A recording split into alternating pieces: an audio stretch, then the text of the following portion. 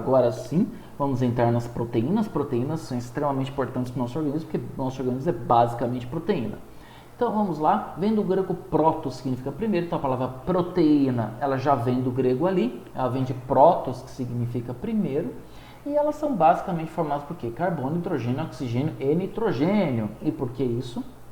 Porque a base de constituição dos nossos aminoácidos é carbono, hidrogênio, oxigênio e nitrogênio. Apesar que você tem ali o tialco, que é o enxofre, mas de forma geral a gente pode entender isso daqui, que é carbono, hidrogênio, oxigênio e nitrogênio.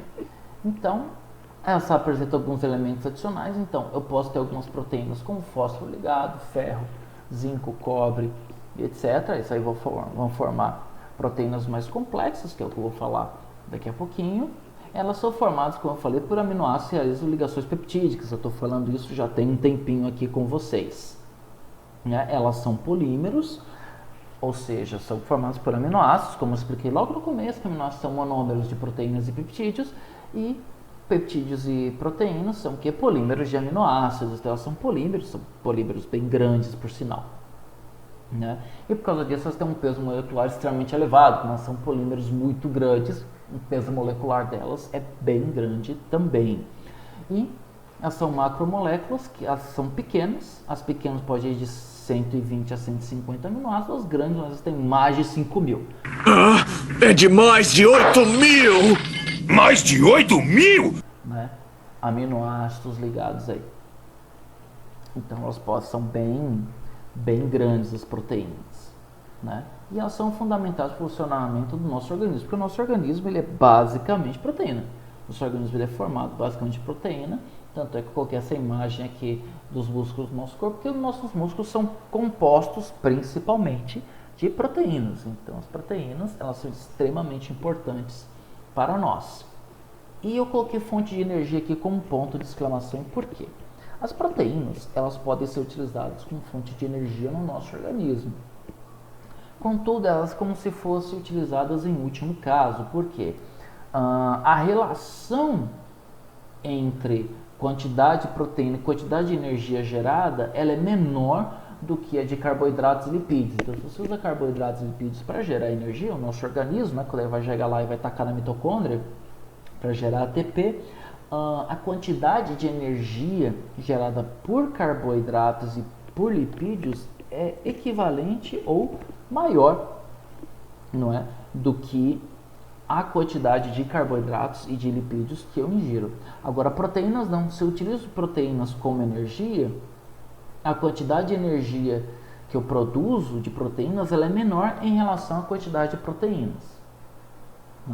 Então, as proteínas elas geram energia, só que elas não geram tanta energia quanto um carboidrato ou lipídio. Elas geram menos, em relação à quantidade de proteína que eu gasto para gerar um equivalente de energia. Então, o nosso corpo ele utiliza proteínas em último caso. Se você lembrar de algumas fotos de momentos horríveis da humanidade, como é o caso ali dos campos de concentração nazista e outros também, você vê ali algumas pessoas na África desse jeito, são pessoas que elas são, assim, muito magras. Você vê que elas só é pele e osso ali. Elas são extremamente esquálidas. E por quê? Porque o corpo delas utiliza também ali, utilizou as proteínas como fonte de energia, porque a alimentação era parca, era uma alimentação pobre, quando tinha alimentação, então o corpo ele começa a consumir as proteínas para poder sobreviver. Então, olha só, classificação da composição das proteínas. As proteínas podem ser simples ou homoproteínas, ou elas podem ser complexas, conjugadas ou heteroproteínas. Professor, qual a diferença entre elas? Bem, vamos explorar isso agora. Então, qual a diferença entre proteínas simples e complexas, ou homoproteínas e heteroproteínas, ou proteínas conjugadas? Então, entendemos o seguinte: proteínas simples, homoproteínas, são formadas apenas por aminoácidos. Então, a minha proteína ali, ela tem somente aminoácidos ligados entre si. Então, na cadeia da proteína, no polímero da proteína, só vou ter aminoácidos de ponta a ponta. Eu não tenho nenhuma extremidade que é ligada a uma outra biomolécula. Agora, as complexas ou conjugadas, não. Elas são formadas por aminoácidos ligados a outros grupos. Então, a partir do momento que eu tenho um aminoácido, eu tenho ali uma cadeia de aminoácidos, e em algum momento eles são ligados a algum outro grupo, eu entendo ela como uma proteína complexa ou uma heteroproteína. Então, proteína simples é o quê? Eu tenho só aminoácidos ligados ali. A proteína inteirinha é só aminoácido. As complexas, eu tenho ali aminoácidos, mas em algum momento eu vou ter ali algum outro grupo, alguma outra biomolécula ou algum mineral que vai ser ligado à minha proteína, certo? Então, eu tenho esses dois tipos de classificação de proteínas aqui. Então, eu tenho aqui proteínas complexas conjugadas ou heteroproteínas. Vamos colocar aqui tipos. As glicoproteínas, como é o caso da mucina, que está presente no muco e na saliva, o popular cuspe, não é? Eu tenho aqui as lipoproteínas, como é o caso do HDL e do LDL, que é onde eu tenho ali parte proteína e parte lipídio, né? HDL, High Density Lipoproteins, LDL, Low Density Lipoproteins. E as glicoproteínas, né? Recapitulando aqui, parte proteína, parte carboidrato. Eu tenho aqui as fosfoproteínas, que são as que são ligadas a um grupo fosfato, como é o caso do leite, que ele tem a cisteína.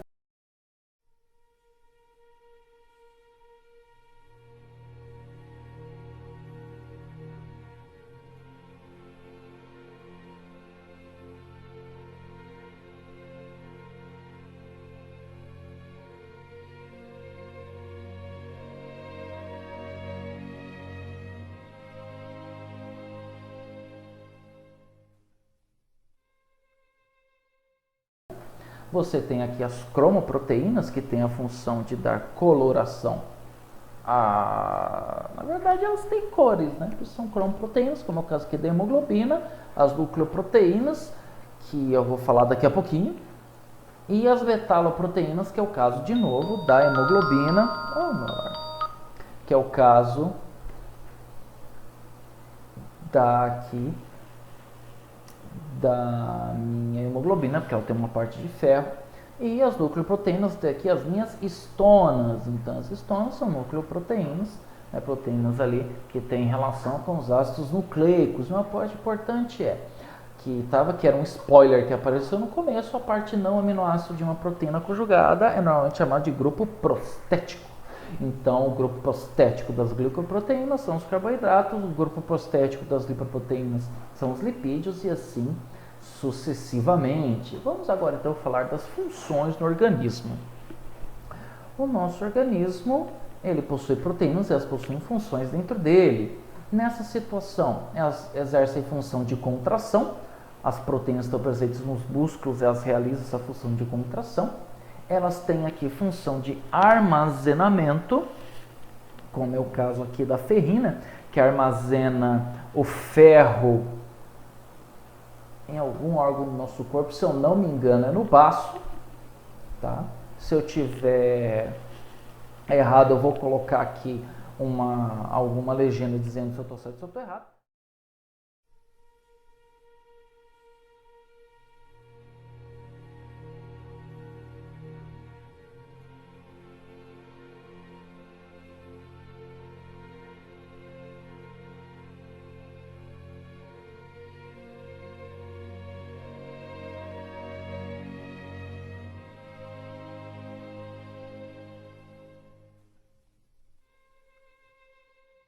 Você tem aqui as funções de transporte, como é o caso da hemoglobina, que ela tem a função de transportar o oxigênio da respiração para as células do organismo, para gerar energia. Você tem aqui as proteínas estruturais, né, que vão ali formar, como por exemplo, os nossos cabelos e as nossas unhas, que é a queratina. Você tem as que têm função reguladora, que são as enzimas. As enzimas são proteínas que vão exercer funções reguladoras, né? Que é o exemplo do processo da chave fechadura que elas fazem. Você tem as que estão presentes nas membranas celulares, que vão ter ali a função de receptora e de reconhecimento. Então, as proteínas presentes nas membranas celulares têm essa função. Você também tem ali proteínas transmembrana, que auxiliam ali na difusão facilitada, e você tem aquelas que são protetoras, né? Esses protetores, professor, tipo o quê? Tipo a polícia que protege? FBI, open up!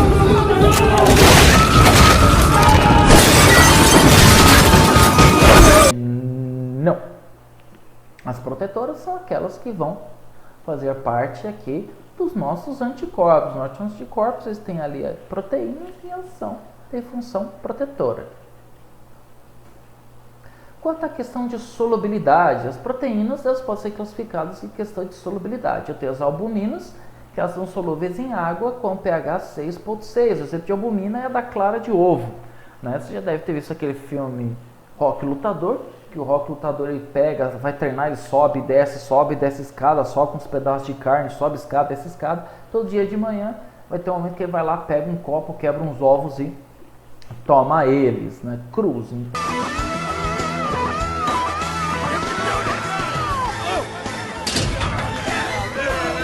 Então faz isso que é para conseguir ali a albumina. Você tem ali as globulinas, que elas são solúveis em soluções salinas de pH 7. Então você tem aqui as globulinas, que elas são solúveis em pH 7. Globulinas estão presentes aqui nas nozes, então nozes possuem ali proteínas do tipo globulina. Você tem as prolaminas, que elas são solúveis em etanol 70, então você tem ali o álcool etílico 70%, né, das prolaminas, como ela é presente aqui em alguns grãos, né, que nós ingerimos em alguns cereais. E você tem aqui as glutaminas, que são solúveis unicamente em soluções muito ácidas e muito alcalinas. Então, quando você tem um pH muito baixo, muito ácido ou muito alto, que são muito alcalinas, muito básicas, elas são solúveis. A glutamina, um exemplo de proteína tipo glutamina é o glúten. Então, o glúten presente ali no pão, onde a gente procura hoje em dia tudo alimento sem glúten. Glúten, na verdade, é um tipo de proteína, que é do tipo glutamina. Quanto à questão de valor biológico, eu falei lá há um tempinho atrás aqui na nossa aula do valor biológico das proteínas. Então, tem as proteínas de alto valor biológico, só que as que têm boa digestibilidade, em quantidades adequadas de aminoácidos essenciais e de nitrogênio total. Então, quando eu falo em proteína de alto valor biológico, é aquela que ela vai fornecer para mim os aminoácidos essenciais que eu preciso na minha proporção diária. Então, eu tenho, por exemplo, aqui carnes, ovos e leite. As carnes, o ovo e o leite, eles têm um alto valor biológico. Então, já vai dar a entender o que aqui? Que as proteínas de alto valor biológico, elas advêm ali de alimentos de origem animal. E você tem aquelas de baixo valor biológico, só que elas têm baixa digestibilidade e não possuem os aminoácidos essenciais em proporções adequadas. Então, nessa situação aqui, o que é uma proteína de baixo valor biológico? É uma que os aminoácidos que ela tem aminoácidos essenciais? Tem. Só que a quantidade que eles têm não é a quantidade necessária que eu preciso diariamente. Então, elas vão ter menos aminoácidos essenciais do que, por exemplo, tem ali a carne, o ovo e o leite.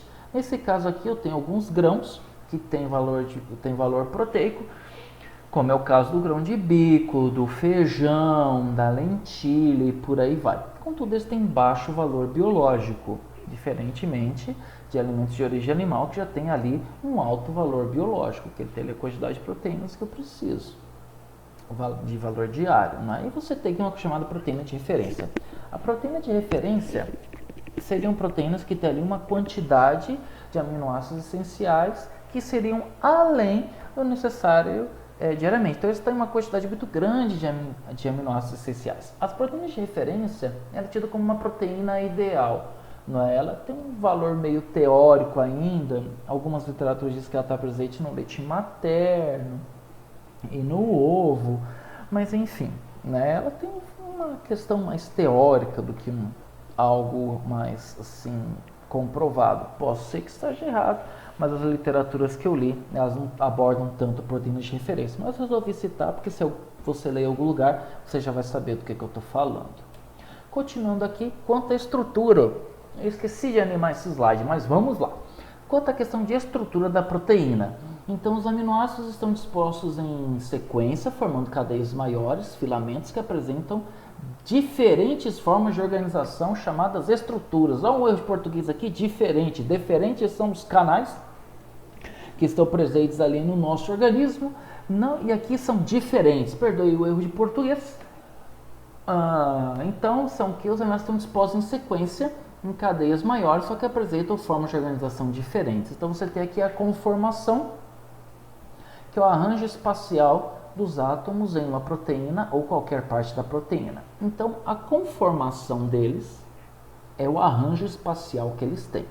Então, eles têm ali um arranjo espacial, uma forma com que eles estão organizados, e essa forma que eles estão organizados eu chamo de conformação. Bem, sobre a questão de estrutura de proteínas, sobre a questão de conformações, olha só. Incluem qualquer estado estrutural que possa assumir sem a quebra de suas ligações covalentes. Então, as conformações, elas têm ali um estado estrutural que não quebra, que as ligações entre ali os átomos não quebram, elas não se desfazem, não é? Uma mudança conformacional pode ocorrer, por exemplo, pela rotação sobre as suas ligações simples. Então, vamos voltar aqui, observa só, tá vendo? Então, a setinha aqui, eu tenho aqui ligações simples entre os carbonos e entre os nitrogênios e entre os hidrogênios. Eu posso rotacionar, então, essa molécula pode rotacionar, ela pode girar aqui nessas ligações simples sem nenhum problema. Ele faz a sua rotação. Das várias conformações teoricamente possíveis para uma proteína, poucas predominam em condições biológicas. Então, eu tenho várias conformações ali que são possíveis, porém, biologicamente, ou seja, em condições naturais, poucas delas predominam. A necessidade de múltiplas conformações estáveis reflete as mudanças que devem ocorrer na proteína quando ela se liga a outras moléculas ou catalisa reações. Então, olha só, essas conformações elas acontecem quando a proteína precisa fazer alguma coisa. Então, quando ela vai catalisar reações ou ela vai se ligar a outras moléculas, ela pega ali e ela tem uma alteração, ela pode mudar a sua conformação conforme ela quiser. E você tem aqui proteínas nativas, são o quê? São proteínas dobradas em qualquer uma das suas conformações funcionais. Então, as proteínas, elas sofrem uma dobra, essa dobra, eu digo que elas são proteínas nativas, né? Ou seja, elas já têm ali as suas dobras naturalmente. E aqui, devido a interações fracas na estabilidade das proteínas, há predominância de interações hidrofóbicas, que geram uma camada de solvatação. Então, nessa situação aqui, elas podem ter ali interações fracas, e essas interações podem fazer com que elas tenham ali interações hidrofóbicas para formar uma camada de solvatação. O que é essa camada de solvatação? Então, devido a essas interações, eu posso fazer com que a água ela forme uma camada sobre a proteína. E essa camada sobre a proteína eu chamo de camada de solvatação. Continuando aqui, estrutura primária. Então, vamos falar aqui da estrutura das proteínas. As proteínas têm 4 estruturas. A primária, secundária, terciária e quaternária. Então, tem essas 4 estruturas aí nas minhas proteínas. A estrutura primária é essa estrutura aqui, onde, olha só, eu tenho aqui um aminoácido ligado ao outro. Então, a partir do momento que um aminoácido se liga aqui ao outro, essa ligação de aminoácido ao outro, eu chamo de estrutura primária. Essa estrutura primária ela pode sofrer aqui umas dobrinhas, como você está vendo. Ela pode aqui sofrer umas dobras, elas podem se ligar umas às outras através dessa estrutura aqui. Então, vendo que eu tenho 2 enxofres, eu chamo isso aqui de uma ponte de bisulfeto. Então, a ponte de bisulfeto ela pode causar ali umas dobrinhas na minha estrutura primária. Então, a minha estrutura primária essa aqui, onde eu tenho um aminoácido ligado ao outro e eu tenho essas pontes de bisulfeto que podem fazer com que a minha estrutura primária tenha ali algumas dobrinhas, né? Podem fazer com que eu tenha uma ligação entre aqui umas cadeias de aminoácidos. Agora aqui eu tenho às vezes estruturas secundárias. As estruturas secundárias eu já tenho aqui o que? Eu pego essa estrutura primária, imagina que eu pego a estrutura primária e ela começa a se tornar ali, se formar como um fio de telefone. Não tem aquele fio de telefone antigo que ele faz uma espiralzinha assim? Então essa espiral, esse fio de telefone é a minha estrutura secundária. Então a estrutura primária, ela começa a fazer uma estrutura de fio de telefone, começa a formar uma espiral, e essa espiral eu chamo de estrutura secundária, onde eu vou formar aqui, essa estrutura ela é mantida por uma ponte de hidrogênio. Então observe aqui, o oxigênio que faz a dupla ligação com o carbono, aqui da parte da carboxila, ele vai fazer aqui uma ponte de hidrogênio com o hidrogênio da amina. Então, a carboxila de um aminoácido, ela vai se ligar ao hidrogênio da amina de outro aminoácido, permitindo com que ocorra essa estrutura secundária, não é? Que é uma estrutura em forma de hélice, que é a minha alfa-hélix, ou hélice alfa ou alfa-hélice. Então, a alfa-hélice, ela se dá, é o nome dado a essa estrutura secundária. Então, ela vai ter essa forma de hélice, essa forma de espiral, onde eu tenho aqui o oxigênio da carboxila ligado ao hidrogênio da minha amina, que vai formar essa estrutura que eu chamo de alfa-hélice aqui. E eu posso ter a beta-folha, ou folha beta. A folha beta é uma outra estrutura secundária, onde a minha proteína ela vai se ligar, perdão, a minha estrutura primária vai se ligar a outra estrutura primária, mas olha só, tá vendo que está formando uma estrutura aqui como se fosse uma sanfoninha? Então, a minha estrutura primária, ela começa a ficar em forma como se fosse uma sanfoninha. Ela vai dobrar aqui, né? Sanfoninha, brincadeira. Mas vamos lá. Então, ela começa a fazer essa estrutura como se ela fosse uma sanfona, como se fosse vários telhados de casa ligados uns aos outros. Então, essa estrutura aqui eu chamo de beta-folha ou folha beta, não é? Aí, olha só que bonitinho, uma sanfoninha se liga a outra sanfoninha aqui, seguindo o mesmo princípio da ponte de hidrogênio. O oxigênio da carboxila se liga ao nitrogênio da amina de uma estrutura primária, ali formando a beta-folha. Então, as estruturas secundárias, eu posso ter alfa-hélix ou a minha beta-folha, ou hélice alfa e folha beta. Tanto faz como você queira chamar, as duas formas estão certas. E eu tenho estrutura terciária. Então, imagina o seguinte, as proteínas, elas têm aqui uma estrutura terciária. Então, imagina que eu pego aqui, olha aqui, minha estrutura secundária, onde eu tenho um fio de telefone, que ele está aqui, bonitinho, e aí ele começa a se enrolar em torno de si próprio. É como se você pegasse um fio de telefone. Se você já viram um telefone que tem aquele fio e espiral, pega ele e começa a torcer ele. Você vai ver que ele começa a se enrolar em torno dele mesmo. Então, a estrutura terciária, ela tem uma aparência semelhante a isso. Então, você tem aqui a estrutura secundária, ela começa a se contorcer em torno de si própria e forma a estrutura terciária, que é como se fosse um novelo de estrutura secundária.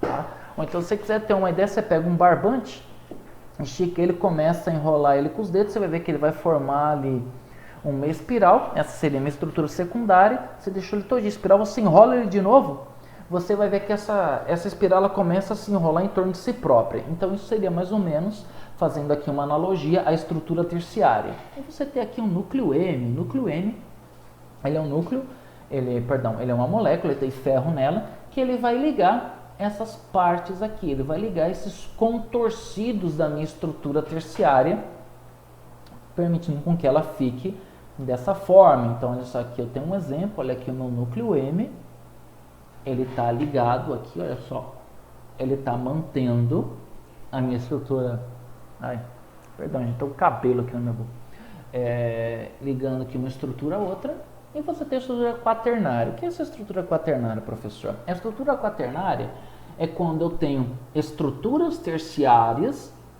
em que elas vão se unindo umas às outras. Então, é como se tivesse ali proteínas, outras proteínas que elas vão se ligando, e essas proteínas diferentes se ligando formam uma estrutura quaternária. Você pode perceber que, olha só, eu tenho duas proteínas aqui roxa escura e duas aqui roxo mais clarinho ou lilás. Então, nessa situação aqui eu tenho um tipo de proteína, aqui eu tenho outro tipo de proteína, e observe que elas estão ligadas aqui.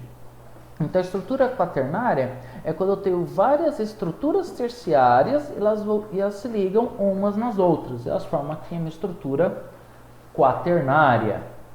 Então, olha só, aqui, simplificando para nós, estrutura primária, onde eu tenho os aminoácidos ligados aqui, uma sequência de aminoácidos, um ligado ao outro, onde eu posso ter uma ponte de bisulfeto. Estrutura secundária, então eu tenho aqui uma forma de alfa-hélix, ou beta-folha, ou folha beta, que é quando eu formo aqui as pontes de hidrogênio, e essas pontes de hidrogênio são ligações da estrutura secundária, né?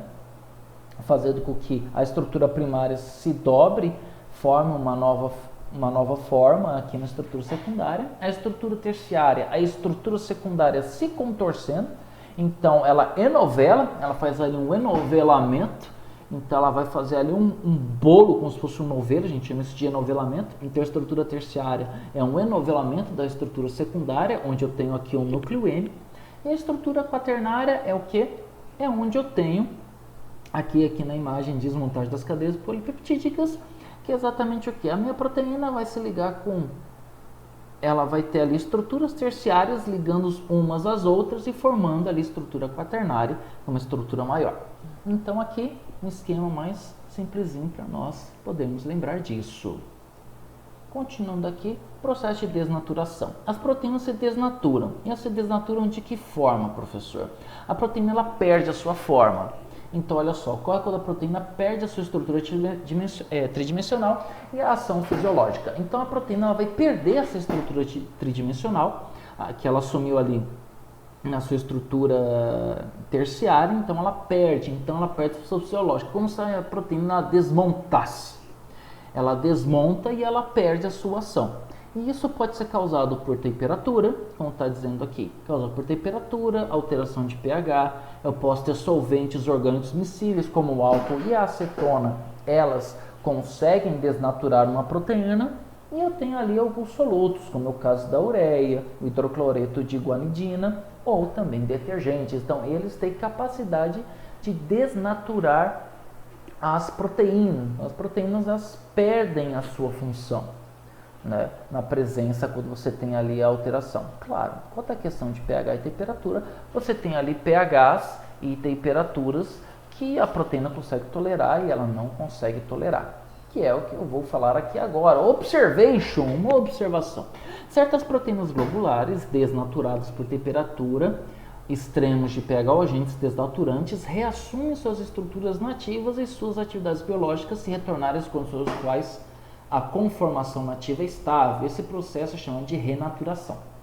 Então, nós temos alguns tipos de proteínas, né, que mesmo mediante a temperatura, mesmo mediante a alteração de pH, ela fica ali desnaturada durante um tempo. Contudo, quando isso acaba, quando volta a temperatura normal ou se estabiliza o pH, ela volta a formar ali as suas dobras, a sua estrutura terciária e quaternária e volta a desenvolver suas funções. Então, algumas proteínas têm capacidade de renaturação. Então, a proteína ela pode renaturar, ou seja, ela é desnaturada, não é? Ela é uma proteína desnaturada, uma proteína cruel, e aí, quando ela volta às suas condições normais, ela renatura, ou seja, ela volta a assumir a sua conformação e a sua estrutura normal. E elas podem sofrer hidrólise. Então, as proteínas, elas sofrem hidrólise. Isso aqui acontece no nosso processo de digestão. No nosso processo de digestão, ele consegue fazer hidrólise de proteínas. Então, eu vou quebrar aqui a minha proteína. Então, a minha proteína ela vai quebrando, eu vou tendo adição de moléculas de água até chegar onde eu quero. Então, começa aqui, eu tenho as minhas proteínas, eu tenho uma quebra, eu formo metaproteínas, ela vai formar proteoses, peptonas, peptídeos simples e até que chega nos meus aminoácidos. Então, aqui é um processo de digestão. Quando eu ingiro, eu vou ingerir as proteínas, essas proteínas elas vão ser quebradas, elas vão sofrer hidrólise ao ponto de chegar até em aminoácido. E quando chega o aminoácido, é o ponto que o meu organismo precisa para poder absorver e poder formar suas próprias proteínas. Bem, pessoal, então era isso que eu queria falar aqui com vocês, né? Era a aula de hoje, é uma aula longa, proteínas é um assunto bastante extenso, né? Espero que vocês tenham gostado, perdão ali algumas falhas, eu estou aqui num quartinho só com o ventilador gravando, o calor de Rondônia ele é extenuante, então acaba fazendo com que nós nos cansemos mais rápido. Contudo, agradeço vocês por terem assistido. Uma frase de youtuber, compartilhe, se inscreva, comente, né, aqui no meu canal esse meu vídeo. Quaisquer dúvidas que tenham, coloque aqui nos comentários ou então vamos até o Google Classroom que eu vou saná-los. Obrigado por ter assistido, pessoal. Tenham uma boa noite. Aproveitem a quarentena, usem máscaras, comprem álcool em gel, não fiquem pegando em estranhos para vocês não contraírem aí o corona e vocês acabarem virar falecer, não é? De uma forma muito cruel e de uma forma muito ruim para todos nós. Então se cuidem, crianças, espero que vocês tenham gostado. Quaisquer dúvidas tirem comigo e até mais.